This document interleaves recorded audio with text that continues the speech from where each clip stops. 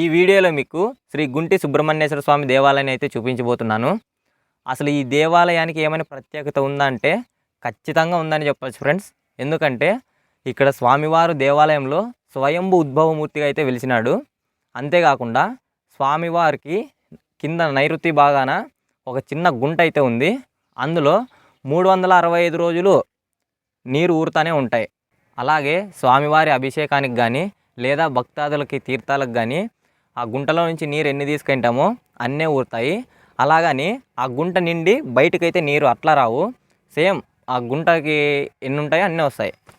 ఇంకా రెండో విషయం వచ్చేసి ఈ దేవాలయంలో 108 శివలింగాలను అయితే ప్రతిష్ఠించినారు. ఆ శివలింగాలను అయితే వెళ్ళి అక్కడ చూద్దాం మనము. ఇంకా మూడో విషయం ఏమంటే ఈ దేవాలయంలో 35 అడుగులున్న సుబ్రహ్మణ్యేశ్వర స్వామి విగ్రహాన్ని అయితే ఇక్కడ ప్రతిష్ఠించినారనమాట. నేనైతే ఇప్పటివరకు సుబ్రహ్మణ్యేశ్వర స్వామి విగ్రహాన్ని అయితే ఇంత పెద్దది అసలు ఎప్పుడు చూడలేదనమాట. ఇంకా నాలుగో విషయం ఏమంటే ఇక్కడ సాయిబాబా మందిరం కూడా ఉందన్నమాట.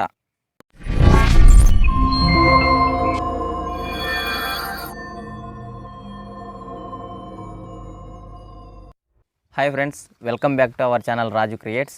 ఈ వీడియోలో మనము అనంతపురం జిల్లా గార్లదిన్నె మండలం కోటంక అను గ్రామంలో వెలిసిన శ్రీ గుంటి సుబ్రహ్మణ్యేశ్వర స్వామి దేవాలయం దగ్గరికి అయితే వెళ్ళి అక్కడ స్వామివారిని అయితే దర్శించుకుందాం. అనంతపురం నుంచి ఈ దేవాలయం అయితే 20 కిలోమీటర్ల దూరంలో ఉంది. ఇక్కడ స్వామివారు అయితే స్వయంగా వెలిసినారు. వీడియో అయితే చాలా అద్భుతంగా వచ్చింది. ఎవరు మిస్ కాకుండా అలాగే ఎవరు స్కిప్ చేయకుండా లాస్ట్ వరకు అయితే చూడండి. ఇంకా లేట్ చేయకుండా మన వీడియోలోకి అయితే వెళ్ళిపోదాం. ఫ్రెండ్స్, కోటంకలో నుంచి సుబ్రహ్మణ్యేశ్వర స్వామి వెళ్ళడానికి మెయిన్ ఎంట్రన్స్ ఇదనమాట. ఇక్కడ నుంచి మన జర్నీని అయితే స్టార్ట్ చేద్దాం.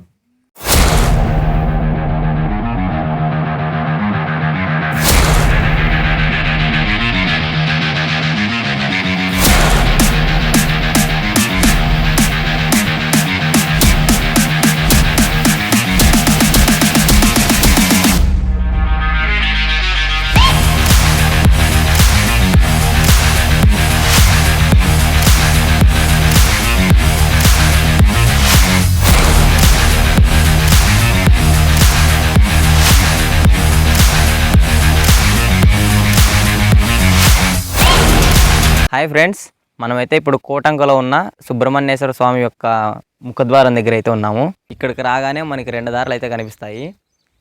ఈ దారి అంటే వెళ్తే వాహనాలని కింద పార్కింగ్ చేసుకొని భక్తులందరూ మెట్ల మార్గం ద్వారా అయితే స్వామివారి ఆలయం వద్దకు అయితే వెళ్ళాలి. అదే ఇక్కడ కనిపిస్తున్న ఈ దారి అంటే వెళ్తే నేరుగా వాహనాలే ఆలయం వద్దకు అయితే వెళ్తాయి. అలాగే ఇక్కడికి రాగానే మనకి స్టార్టింగ్ ఎంట్రన్స్లోనే సాక్షి గణపతి దేవాలయం అయితే ఉంది. అక్కడికి వెళ్దాం, స్వామివారిని అయితే ఒకసారి చూద్దాం రండి.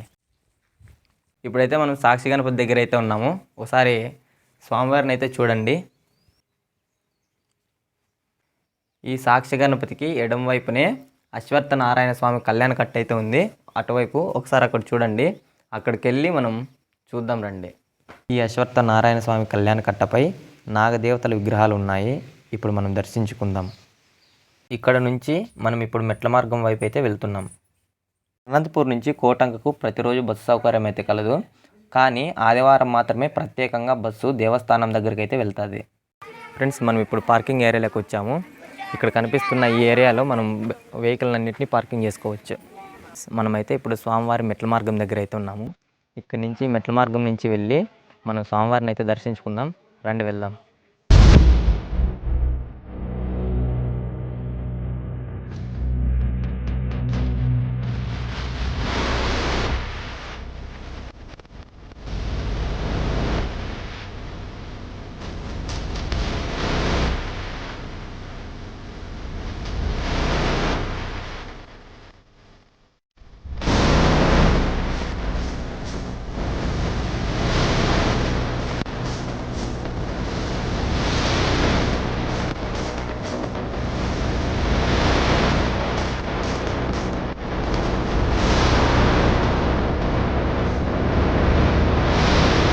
ఫ్రెండ్స్, మెట్ల మార్గం ద్వారా కాకుండా వాహనాల్లో వచ్చే భక్తులు వాహనాలను అయితే ఇక్కడ పార్కింగ్ చేసుకొని ఇలా అయితే మనం గుళ్ళకి అయితే వెళ్ళాలి.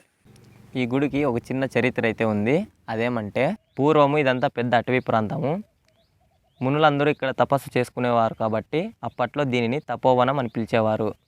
మునులందరూ ఇక్కడ తపస్సు చేసుకునే సమయంలో రాక్షసులు వారి తపస్సును భంగం కలిగించగా మునులందరూ వారి తపస్సు సంరక్షణకై ఆదిశేషుని ప్రార్థించగా స్వామివారు ఇక్కడ ఆదిశేషుని రూపంలో ఉద్భవమూర్తి అయి పుట్టుశిలగా వెలిచారు. మనం ఇప్పుడు స్వామివారి గుడి ముందరున్న ధ్వజస్తంభం దగ్గర అయితే ఉన్నాము. భక్తాదులందరూ స్వామివారికి ఇక్కడే టెంకాయలు కొడతారు.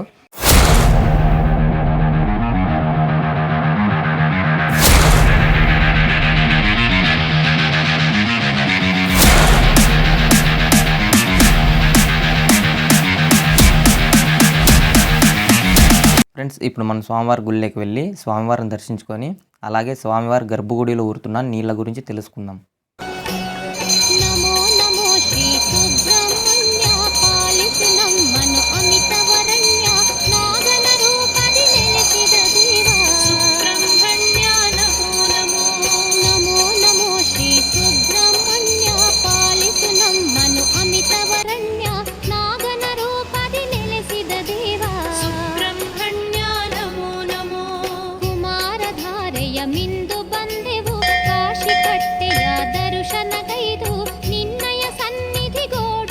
ఇక్కడ స్వామివారు తోక భాగంలో చుట్టు వేసుకొని తల భాగంలో పడగు విప్పిన సర్పాకారంలో స్వామివారు మనకి ఇక్కడ దర్శనమిస్తారు.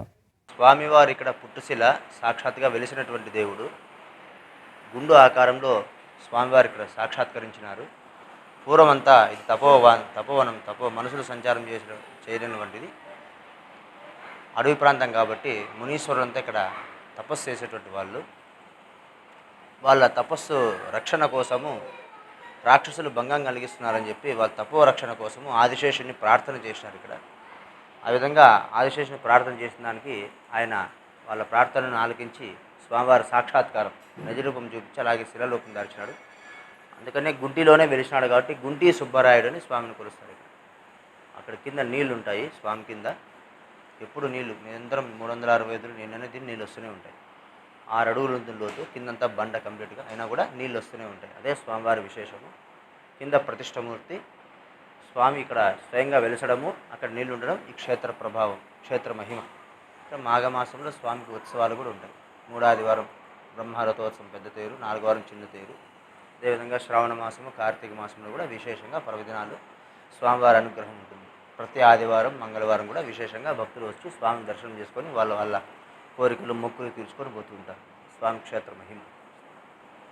ఇప్పుడు మనం స్వామివారి గర్భాలయంలో ఊరుతున్న నీళ్ళను చూద్దాం.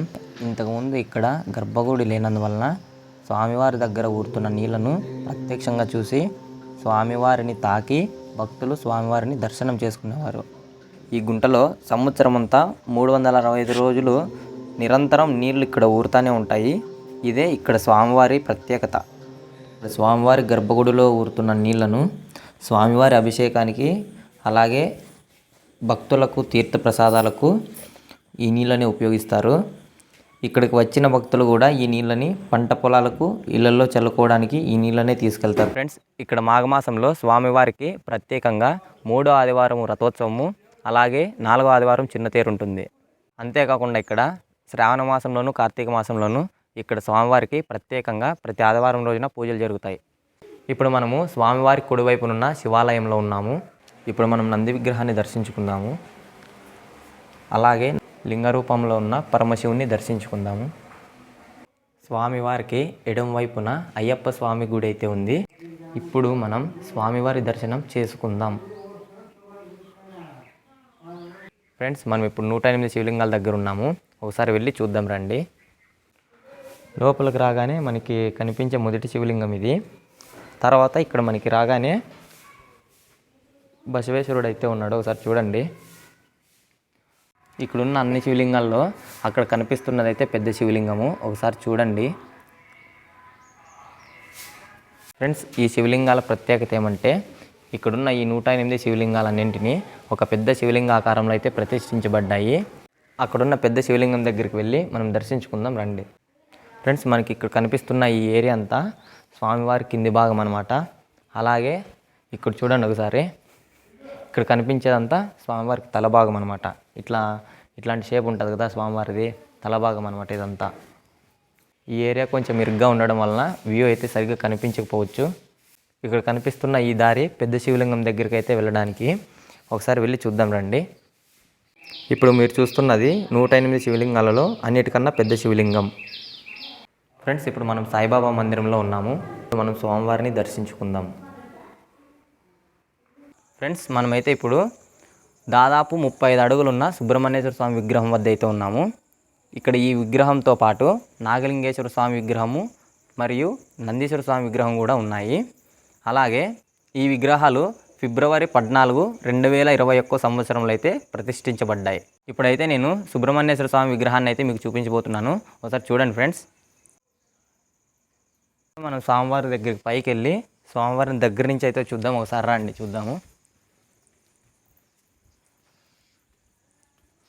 ఈ విగ్రహం అయితే దాదాపు 35 అడుగులు అయితే ఉంటుంది ఫ్రెండ్స్, ఖచ్చితంగా. అంటే చూడండి,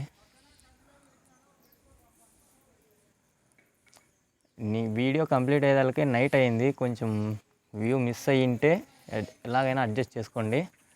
ఈ విగ్రహం అయితే మొత్తం ఒకే రాయితో అయితే ఈ విగ్రహాన్ని అయితే నిర్మించినారంట. ఒకసారి చూడండి. కావాలంటే ఒకసారి బ్యాక్ సైడ్కి రండి ఫ్రెండ్స్. ఒకసారి బ్యాక్ సైడ్ కూడా మనకి నీట్గా కనిపిస్తుంది అనమాట. అంటే కొంచెం చీకటి అవడంతో క్లారిటీ లేకపోవచ్చు, కానీ ఒకే రాయితో నిర్మించినారు అనే దానికైతే ఇక్కడ చూస్తే ఇంకా ఖచ్చితంగా ఒకే రాయి అని చెప్పొచ్చు అనమాట.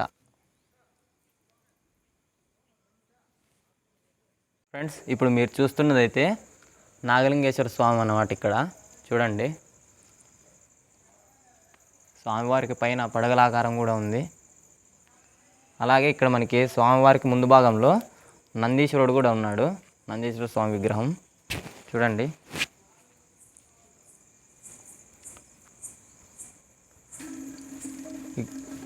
ఇక్కడ సుబ్రహ్మణ్య స్వామి విగ్రహం 35 అడుగులతో, నాగలింగేశ్వర స్వామి విగ్రహం 10 అడుగులతో, అలాగే నందీశ్వర స్వామి విగ్రహం ఇక్కడ 8 అడుగులతో ఫిబ్రవరి 14, 2021 సంవత్సరంలో ప్రతిష్ఠించారు.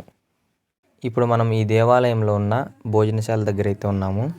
ఇక్కడ ప్రతి ఆదివారం రోజున ఉదయం 9 గంటల నుంచి రాత్రి 9 గంటల వరకు అన్నదానం జరుగుతుంది. ఫ్రెండ్స్, ఇప్పుడైతే నేను సుబ్రహ్మణ్యేశ్వర స్వామి వెనుక భాగాన ఉన్న కొండపై అయితే ఉన్నాను. ఇక్కడైతే ఇది పెద్ద బండరాయిలాగా అయితే ఉందన్నమాట. ఇక్కడైతే ఈ బండరాయిలో నీరు అయితే ఊరుతున్నాయి అన్నమాట. ఇక్కడ చూడండి,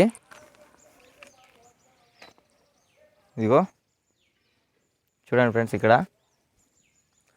నీరు అయితే ఊరుతున్నాయి. ఇక్కడ సరే నా చేతికి చూడండి ఒకసారి, తేమవుతుంది. ఇక్కడ మీకు ఈ కెమెరాలో సరిగ్గా కనిపించలేదేమో కానీ ఒకసారి చూడండి, ఇంకో తేమ. అలాగే ఇంకో ఇట్లా చూడండి, నీరైతే వెళ్తున్నాయి చూడు, కిందకన్నీ పారుతా ఉన్నాయి చిన్నగా. ఫ్రెండ్స్, ఈ సుబ్రహ్మణ్యేశ్వర స్వామి దేవాలయం దగ్గరికి వచ్చినప్పుడు ఈ గుడి చుట్టూ కొండలతో అలాగే పచ్చని చెట్లతో చూడడానికి చాలా చక్కగా అందంగా ఉంటుంది. ఇక్కడ స్వామివారి వెనుక ఉన్న కొండ వైపు నుంచి వ్యూ చూస్తే చాలా అంటే చాలా అందంగా ఉంటుంది. ఒకసారి చూడండి, చాలా అంటే చాలా బాగుంటుంది ఫ్రెండ్స్. ఈ వీడియో మీకు నచ్చినట్లయితే లైక్ చేయండి, షేర్ చేయండి, సబ్స్క్రైబ్ చేసుకోండి. అలాగే పక్కన ఉన్న బెల్ సింబల్ని నొక్కడం మర్చిపోకండి.